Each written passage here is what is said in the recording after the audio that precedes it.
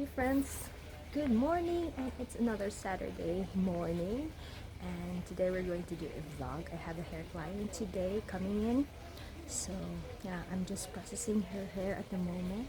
So while processing, I'm gonna be doing laundry here outside. Yeah, nasa labas yung laundry namin. So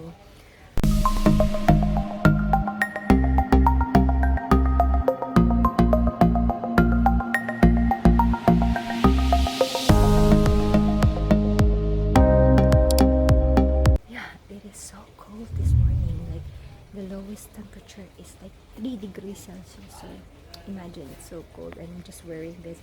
But during the day it's like 16 or 15, I guess. So it's not that cold, but it's really cold. I think it's going to snow na. Yun yung binibiro ko kay Ricky. So yeah. How is everybody? Yeah, malapit na yung Christmas and I'm excited about it. Excited na malungkot at the same time. But life goes on. We need to be strong. And I feel like nagiging medyo okay na yung sitwasyon natin sa COVID. And hopefully tuloy-tuloy na to. So I'm just gonna finish, put some soap or Ariel sa aking labhan. And I'm gonna all see you later, guys.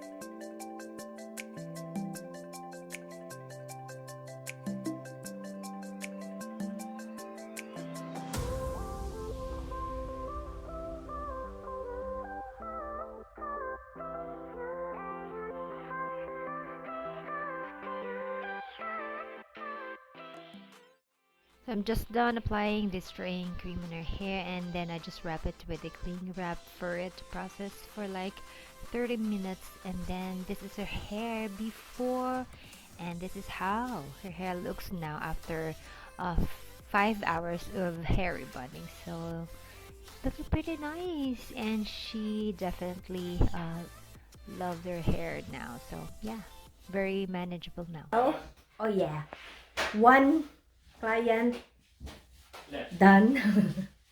One to go. So isa na lang, hintay ko pa siya. 2 PM yung ano namin. We just finished like mga around 1:50, 1:50 na tapos na. So 2 PM yung, yes, kasunod. Ito to. Yung next. So ayan. Yeah. So isa na lang at least, at less. But yung kasunod dito is medyo madali na lang kasi we are just going to do a Brazilian blowout on her. So that will be very fast and easy. So, well, waiting for her, I'm gonna drink my coffee from Boss. Dito na kaya siya mga, ano yun eh, mga 20. Can you open this please? Settle yung... Huh? Really? Are you sure? Okay, thanks.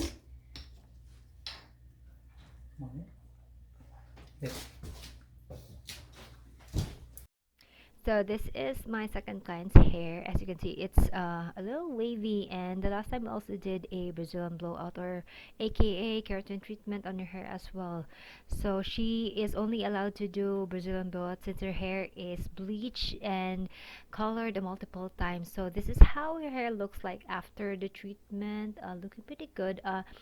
With Brazilian blowout, guys, you do not expect it to be as straight as hair rebonding, but so far she really loved the result of, you know, keratin treatment. So this is the only treatment that she gets at the moment. Ooh, I'm back. Oh my god, this pimple is so big. It is almost the time of the month, I guess. But I guess it's not the time of the month. It is just dahil sa mask. Yeah, I guess. Kasi one time parang makati siya, then I scratch it. Oh my god, I just realized that it looks like Christmas here.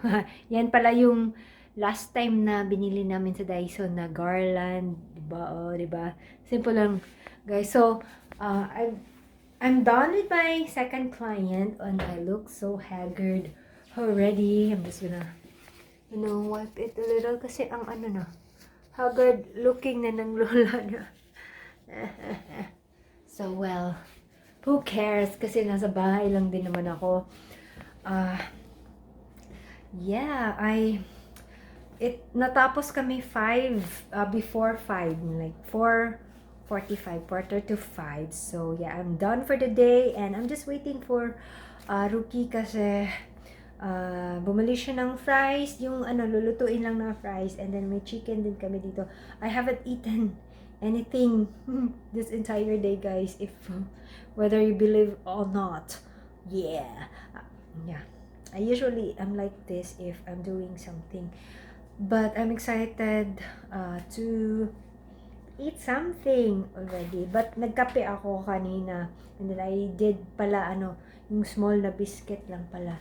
So yun lang yung kinain ko kanina, guys. So I'm excited. I'm still wearing my apron from Squarescough, but Rookie is calling. Wait lang. So I'm back. Yun nga.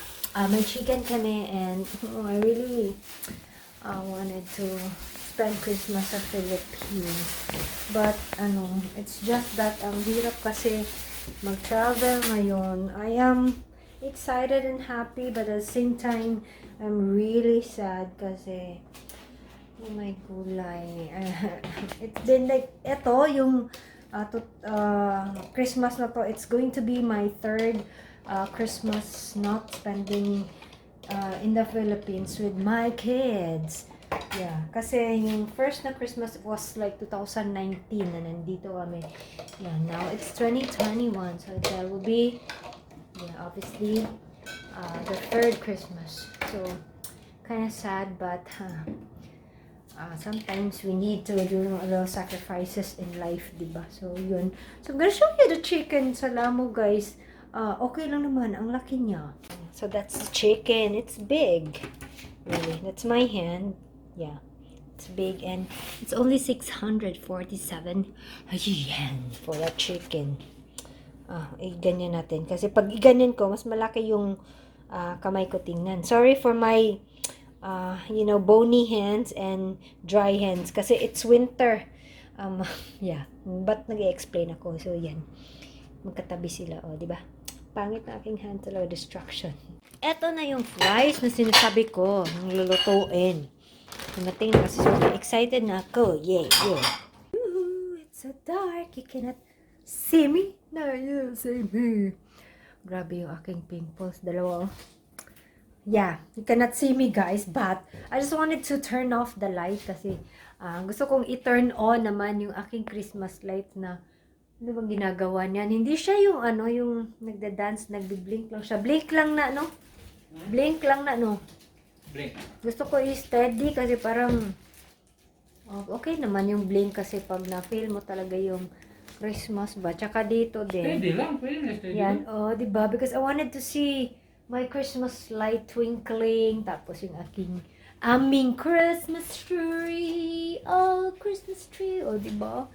Para naman, kahit ganito yung situation natin with COVID and stuff, at least may spirit of Christmas pa rin tayo. Yeah. Ayun lang. Share ko lang, guys. Okay lang ba?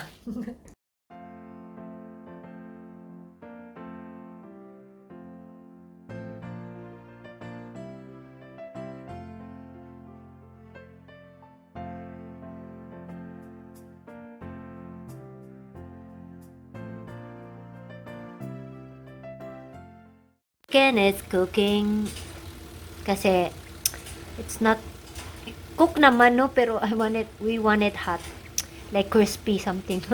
Charot. Ito yung pinakahihintay ko, ang french fries sa Joyful. Mura man eh. Ito, parehas na ito ng french fries ng Joyful eh. Tapos ganyan lang karami. Tapos how much is that? 400? 300? 298, plus tax, edi 300. Pero ito is 100. Yeah, something. But yun nga, ikaw yung magluluto, ganyan. But if you wanna eat a lot, edi bili ka na lang ng ganito. Chicken. Coffee.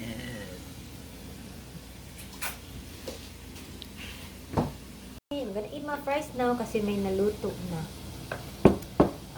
No salt.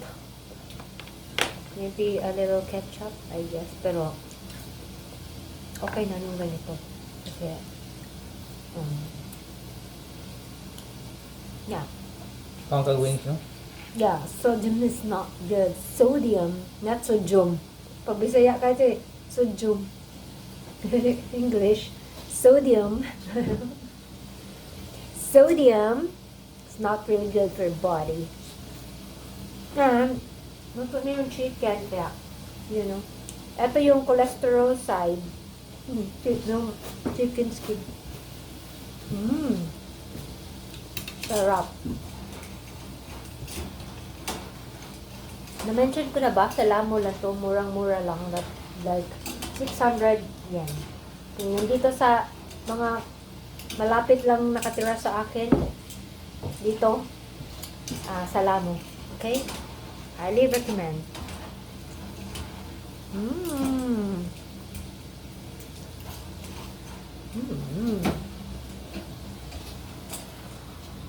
Thank you, sweet.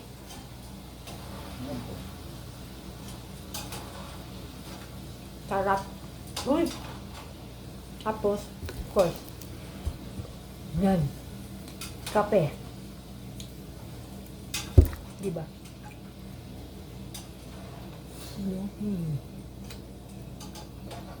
Swerte ka na. Timing ka. Parita na. Yes, of course. I don't settle for less. Diba? You don't settle for less. Eh, timing pagka itong magkuwat lang. Hindi mo kahit No.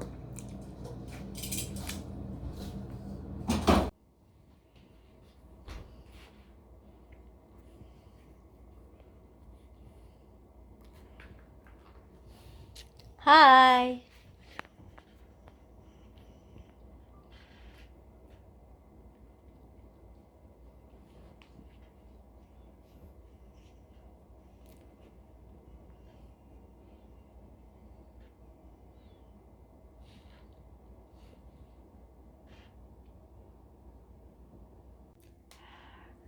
It's movie time with my love on the theater. Yeah, wow, amazing this camera on low light. So yeah, I'm gonna say goodnight now because we are going to watch a movie, guys. So I hope you have a wonderful day and great day as always, and always remember to be nice, be kind, and keep a smile.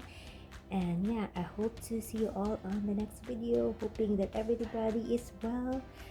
Stay safe always again with COVID. So good night, everybody. Bye.